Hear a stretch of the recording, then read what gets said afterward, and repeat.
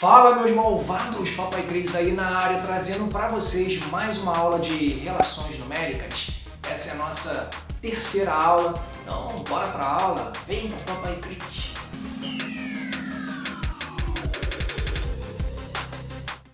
Galera, nas aulas anteriores a gente viu que medir a massa de átomos, moléculas e íons em quilograma é inadequado, embora o quilograma seja a unidade de massa no sistema internacional.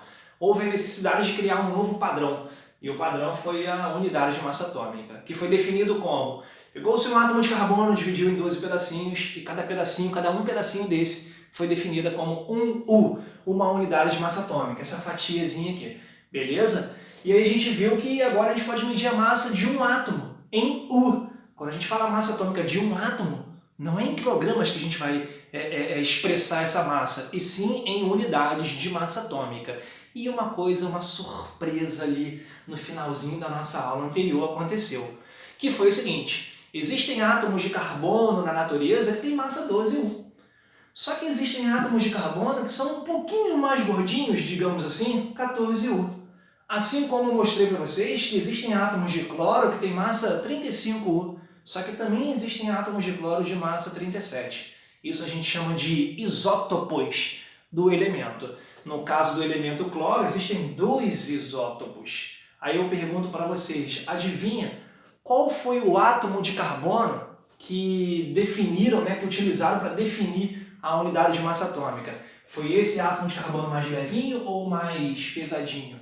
Foi o mais leve, galera. E é por isso que a gente escreve assim, ó, um U é 1/12 do átomo de carbono. Qual deles, professor? O mais leve, que vai ser definido como carbono 12, beleza? E para vocês entenderem o que a gente vai discutir nesse nosso encontro, vamos pensar na seguinte situação.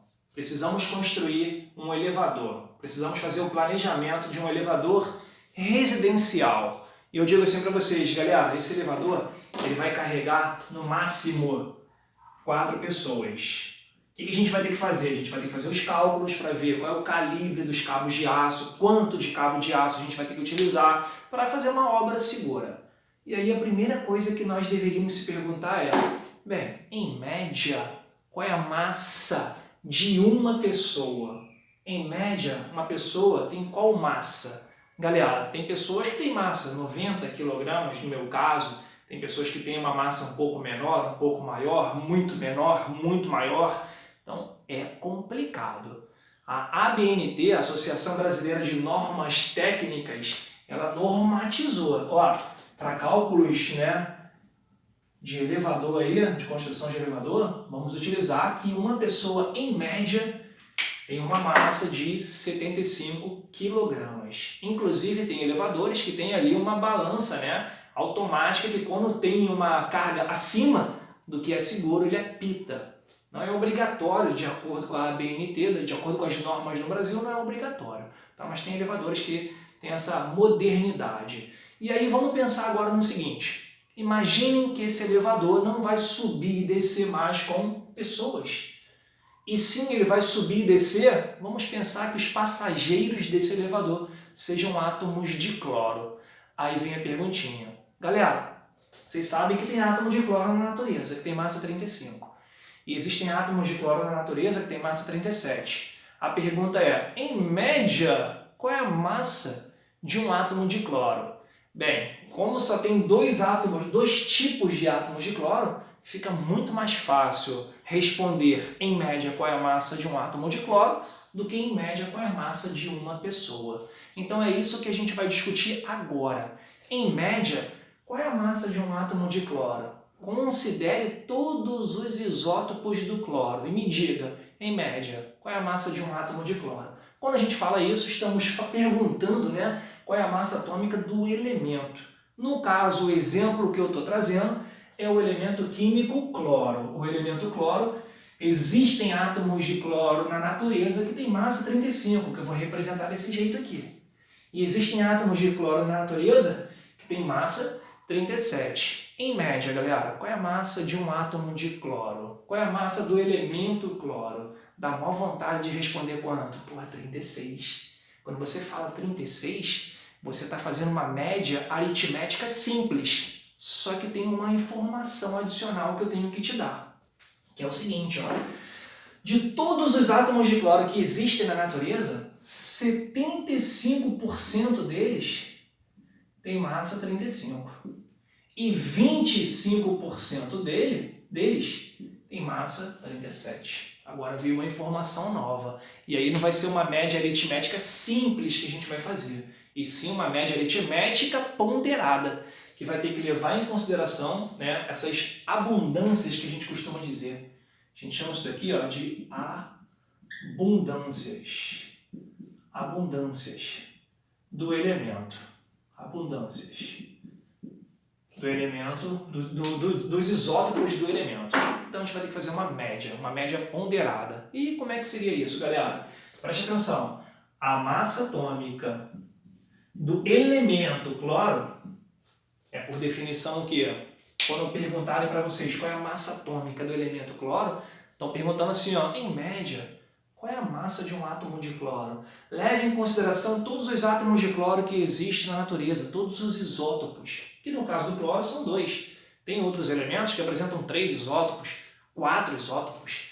Tá? Então, quando perguntarem a massa atômica do elemento, é perguntando em média qual é a massa de um cloro. A massa deste cloro aqui é 35. Então, quando eu especifico qual é o átomo, eu estou falando a massa atômica de um átomo específico. E quando eu falo, em média, qual é a massa de um cloro, é a massa atômica do elemento.